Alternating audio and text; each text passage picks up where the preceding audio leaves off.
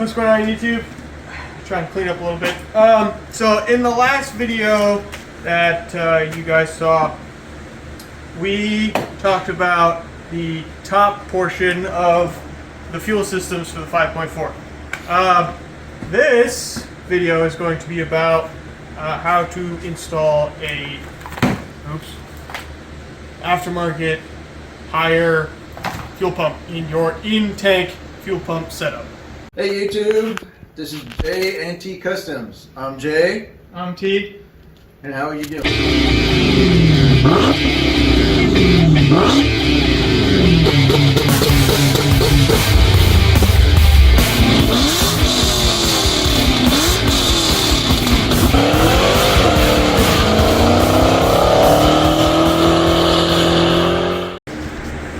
So this is the fuel pump assembly. This is how it comes out of your gas tank. Careful with your bobber. This is the float for the gauge. Yeah, float for your gas gauge. In the center, as it falls over, in the center of this is your actual pump. That's what you need to take. That's what we're going to be switching today. So the way that this comes out is there's two springs. We already had it apart. Well, I already had it apart. Jay was crying in the corner because I took it apart. Jay was not crying in the corner. We took it apart. Jay was going and getting the instructions. We don't need instructions on how to do this. So also, before T moves on, what I highly recommend you do. When you buy your parts, when you have your parts, any documentation, make a folder or a book and have all your information on it. So when you start tearing stuff apart, you know how to put it back together. Okay? This is actually a DW415 400. It is a 415 model. This is capable of 1175 horsepower fuel pump. And we also have the installation instructions. All right, so we're going to read them and we're going to show you how to follow them and what we did by reading the instructions. Most people don't like instructions, so we're going to read them for you and follow the instructions, and then you can just watch us and go, oh, wait a minute, they broke that. Don't do that. All right, here we go. T. So some stuff you're going to want to help your ease installation. Safety glasses. Don't need those. A wrench or a ratchet and a 5mm thing, socket that'll get off those wires. A pick of some kind, pair of dikes, and you might need a what? What are they called? Wire cutters. In today's world, okay, they're called wire cutters. Because society is so jacked up, they don't know what they are, therefore they're called wire cutters, Dikes. okay? Because you're a dyke behind the camera.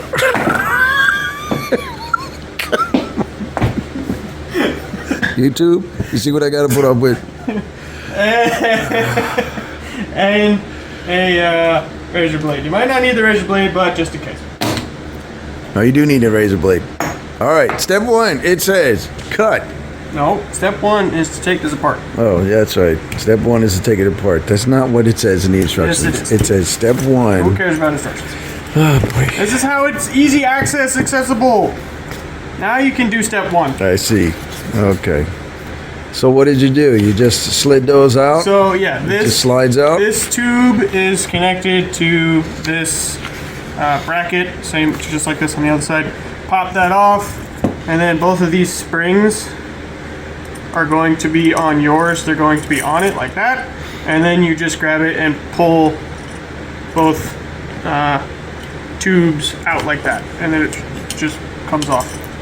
All right. Now this does like to flop all over the place, and because you got your bobber and all this, be careful. Try to get it flat and stationary. A rag's going to be helpful too, because you are working with everything that's been coated in gasoline. Yeah. So it's going to stay with you for a week? Yeah. Even after you wash your hands 20 times? Yeah. All right. Now, step numero uno. Step one says cut this tube.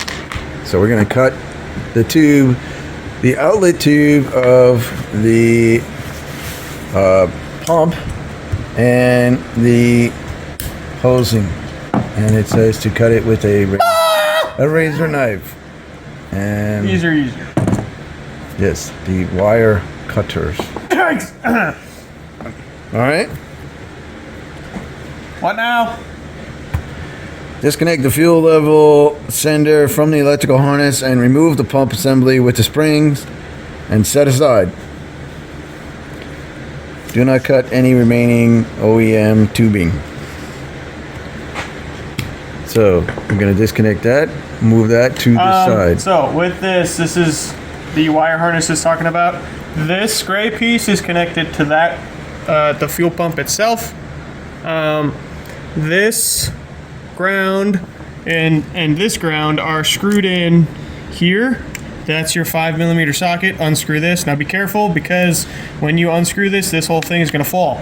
So be careful with that. And then, oh look, leakage. And then this is connected to that. And then you just pinch and pull it off. And that's how you get this off. Okay. Setting that aside. Now, remove. What you got a drill for?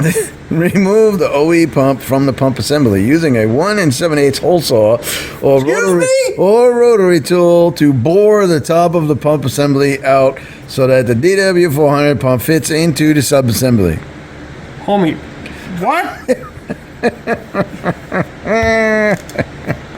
Alright, actually, I'm going to take this off too, just so it's out of the way. So you see what I did there? This, No, I did not. Let me see what you did. I took the screw out, and then this notch sits right in there like that. And then you line the screw up, do-do-do-do-do-do, and then beep. Okay. So that's how this works. Put this somewhere safe. Safe. We'll put it over there. Safe. And I'm going to put the screw back in the hole, Okay. just so it's gone forever. Right? Safe. Right. I don't know how to take this off yet. We haven't gotten that far. However, Okay. yeah, this will be fun. So, this is what we do. So, when you have your, Well, how about this? yeah, So what we did was we took the whole thing apart. Now we're trying to re-engineer how to put it back together so to show you guys. right. So what we did was in the instructions, they say use a 1 7/8 hole saw and drill out the pieces that fit in there. Right. However, But they don't show you- We're not up to that yet. I know, but tell them about the filter. So when you have the whole assembly and it's still together, there's two screws, one on this side and then one on this side. Take them both out, and then this piece comes off.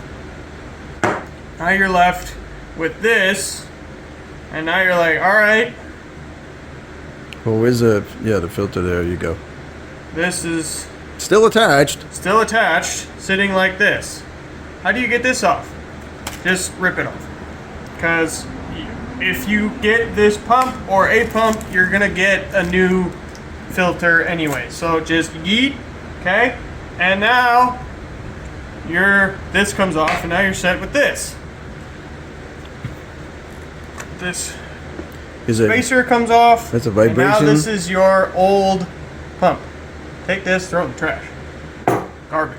Now, the reason why they say you need some drillage, that might be why. This pump is like twice the size, and it no worky. All of this extra plastic in here, realistically, I don't really know why it's there anyway, because this floats around in there anyway. So I don't know why it's there, but it's got to come out. So what they said in the instructions was take a hole saw and just drill it out. But that's scary, and a lot can go wrong. And if you break this, got to be careful with this. So what we're gonna do is we're gonna hook up the air Dremel spinny wheel and the air Beyblade, and just and sand it out practically. So that's what we're gonna do. We'll be back.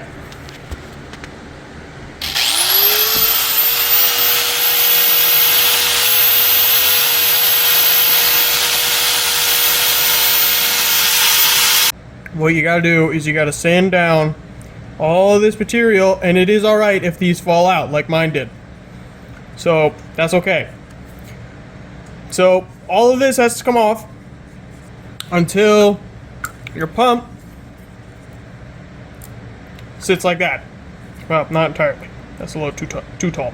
But you want the rim to be just pretty much at the top of the rest of it. Do not sand down the rest of this. Just the inside, not the top, the inside. Now at the bottom, this had to get sanded out too, because it has to fit that. Before, it was, okay, you can't really tell.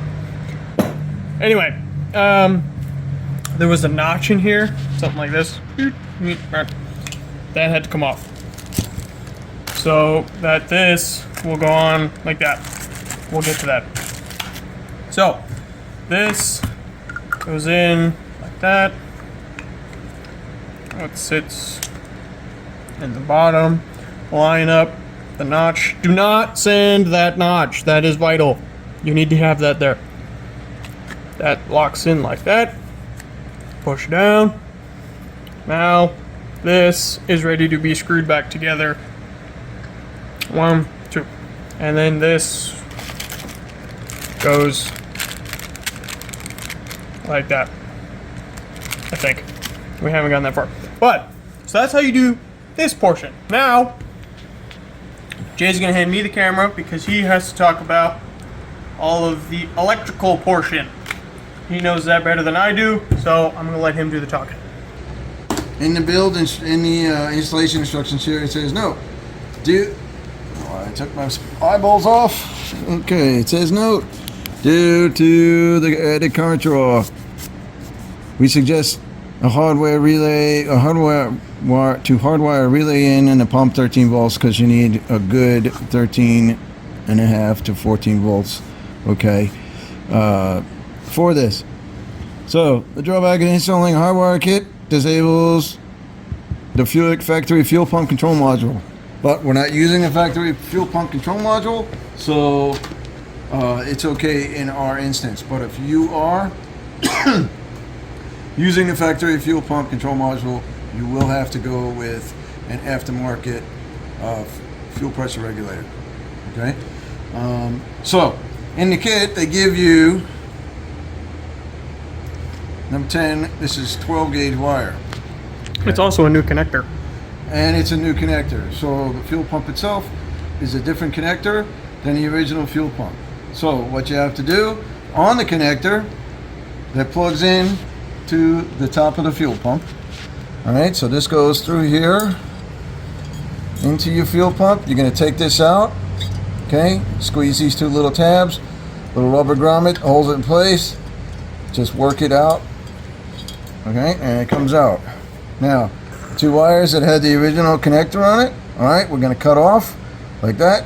Snip dingle, cut. Snip dingle, okay. What we're going to do is we're now going to solder in and heat shrink, okay, these two new wires. All right, and it actually is blue to brown, black to black. Okay, and then we'll go from there. All right, so next thing we do is we say, how long was the original? The original was about that long, so I'm going to give myself a little extra.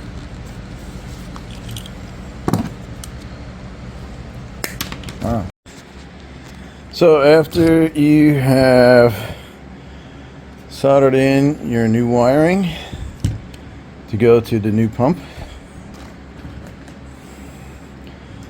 and you have a new hose, they give you a new hose, so I just have to put the other connector here, the other clamp, just to clamp that down. And then the last thing to do is to put the filter sock on, which is here. Right, goes on there. It's a little tricky the way they want you to get this thing in here, because it's, you know, it's not really made for this, but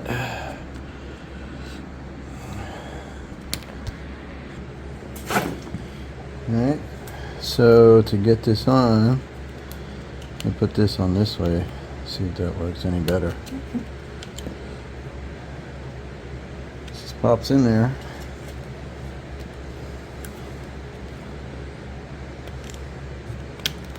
And it's pretty stiff to get it in there.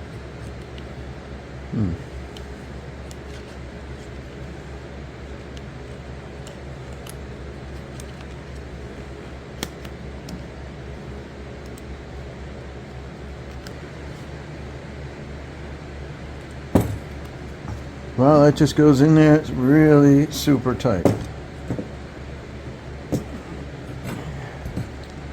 And then you push it down all the way until this plastic tab sits flush. Now this hose is on here so tight, you don't even need to put a clamp on it. But because it says it in the instructions, we're going to put a clamp on it anyways. Okay, there it is. New fuel pump installed, housing is trimmed, base back on, new sock filter, and new pump. New wiring. And now we're ready to reinstall back into the car. Okay, that'll do it for this one.